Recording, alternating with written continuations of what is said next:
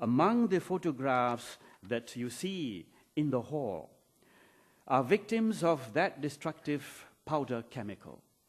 Rightly, that human defacing chemical ought to be the substantive matter before the Convention on the Prohibition of the Development, Production, Stockpiling, and Use of Chemical Weapons. And Malaysia is seeking support so as to float the issue at the earliest available opportunity. Various Save Gaza activities have been held, including the interacting mechanism introduced by the Obama administration.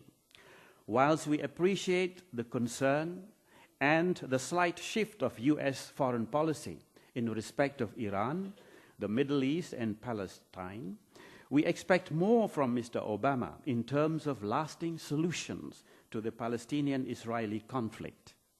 Palestinians have suffered more than their fair share of human calamity ever since the British initiated partition in 1948. Palestinians have been dispossessed of their homeland.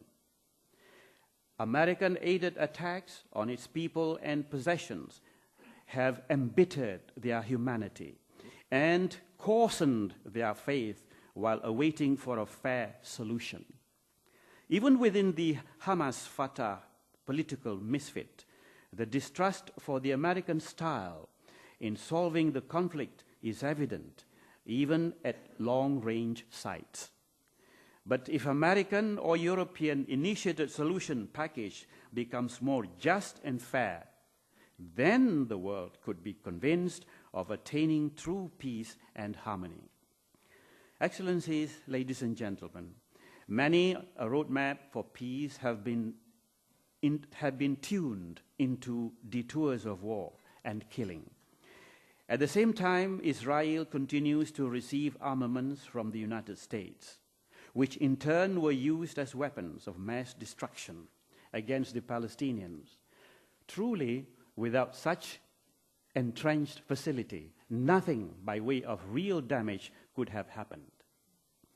It is now clear that the United Nations initiatives, including the failed 10th Emergency Assembly and the 8th January 2009 Security Council Resolution 1860, have been rendered to be of no effect in terms of making Israel pay for its disproportionate attacks on the people of Gaza.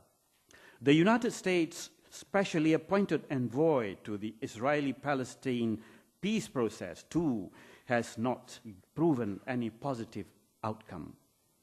Even the earlier United Nations Security Council resolutions, such as Resolution 242 and 446, are now mere scrap papers because they have not been observed. Resolution 242 prohibits the taking by force of territorial possessions, and Resolution 446 determines the illegality of Israel's settlements on Palestinian territories. Under Resolution 465, it deplores Israel's settlements and bars member states from assisting Israel in that respect. The Security Council makes resolutions, but it has not put in place mechanisms to oversee that they are executed. Thus, Israel is now violating the Fourth Geneva Convention. Yet the world is quiet. Clearly, the UNGA, or the United Nations General Assembly, has also vitiated its duty in not making the Security Council accountable for its lackadaisical disposition in respect of its own resolutions affecting Palestinian rights.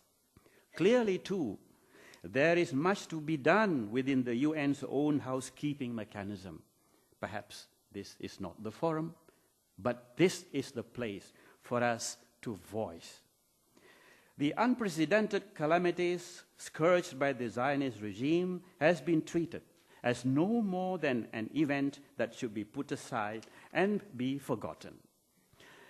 And no country has thus far initiated any forward move to make Israel be accountable for the acts of aggression that spews disaster and deaths in Gaza.